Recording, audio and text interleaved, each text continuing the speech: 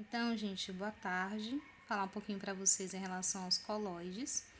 Nós já trabalhamos esse conteúdo ano passado, só que agora a gente vai aprofundar um pouco mais em relação ao conceito e em relação às classificações, tá? Quando nós retomarmos as nossas aulas, nós vamos fazer a oficina de colóides, certo? Qual seria, então, o conceito de colóides? Eu falei para vocês que toda vez que eu tiver quando é que eu vou ter um colóide? Quando eu tenho dois estados físicos juntos, um disperso no outro. Um vai ser chamado de disperso e o outro vai ser chamado de dispersante. Aí como é que eu vou diferenciar um colóide de uma solução e de uma suspensão? O conceito é o seguinte: as misturas em que as partículas dispersas têm um diâmetro compreendido entre 1 nanômetro e 1 micrômetro. Partículas essas que podem ser átomos, íons ou moléculas. O nome colóide vem do grego kolos, que significa que cola, e ele foi criado pelo químico escocês Thomas Graham, ele que descobriu esse tipo de mistura. Os colóides, eu falei para vocês que eles são pequenos, né? Só que eles são um pouquinho maiores em relação a uma solução, que é a solução verdadeira, tá? Isso aí no vídeo anterior eu expliquei para vocês. Os colóides, eles sofrem um efeito que é chamado de efeito Tyndall. O que é esse efeito Tyndall? Ele ocorre quando eu tenho uma projeção de luz na minha mistura, no meu composto. O efeito Tyndall ele vai ocorrer quando há o espalhamento da luz pelas partículas em suspensão. Nesse caso, é possível visualizar o trajeto que a luz faz, pois essas partículas, ao espalhar os raios luminosos, atuam como fontes luminosas secundárias, ou seja, eu tenho uma determinada solução e eu vou fazer uma projeção de luz, e eu consigo enxergar a olho nu o espalhamento dessa luz ali naquelas minhas partículas, tá? Esse espalhamento de luz é chamado de efeito Tyndall. Aí tem também mais uma diferença, na verdade uma característica em relação aos colóides. Eles aparentemente são homogêneos, mas quando são vistos ao microscópio, eles são heterogêneos, tá?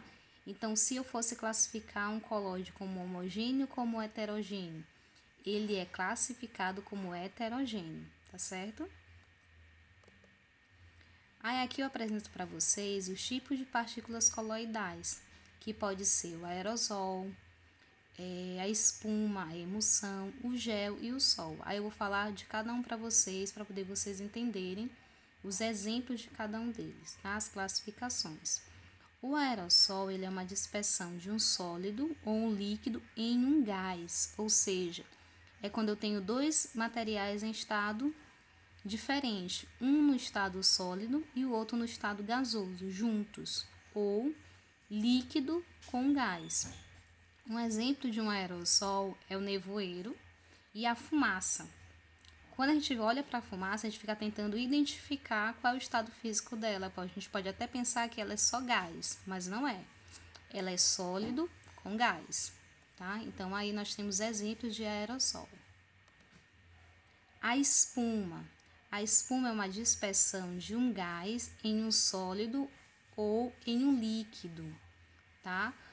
Quando é que eu vou ter um composto que é colóide, que ele é classificado como espuma? Quando eu tenho um gás em um sólido ou um gás em um líquido. Um exemplo que a gente vai ter da espuma pode ser o leite, o creme de leite e também o chantilly.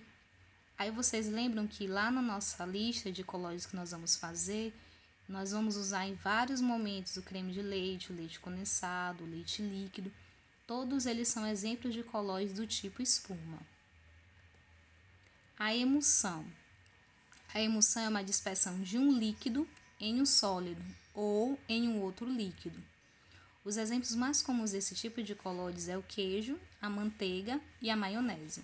Aí eu coloquei o exemplo para vocês aqui de vários tipos de queijos, vários formatos, e também coloquei aqui do lado a maionese, né? Só que eu coloquei como se fosse na salada. Ou seja, quando a gente trabalha com os colóides, nós vamos perceber que eles estão presentes na nossa alimentação, no nosso dia a dia.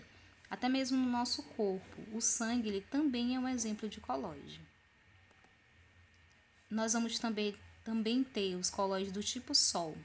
Quando é que eu vou ter um colóide do tipo Sol? Quando eu tenho uma dispersão de um sólido em um líquido. Um exemplo são as tintas e os vidros coloridos. E por fim, nós também vamos ter o colóide do tipo gel, que é um sólido de textura gelatinosa e elástica, formada por um colóide. Quem é que está disperso? É o líquido e o dispersante é o sólido, ou seja, quando eu tenho líquido no sólido. Um exemplo é a pasta de dente e a gelatina, que nós também nos alimentamos.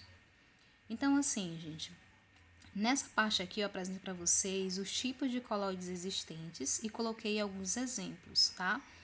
Aí, o que vocês precisam fazer depois de assistir esse vídeo? Tem uma lista de exercício com as classificações de colóides para vocês identificarem, darem outros exemplos, pesquisarem outros exemplos.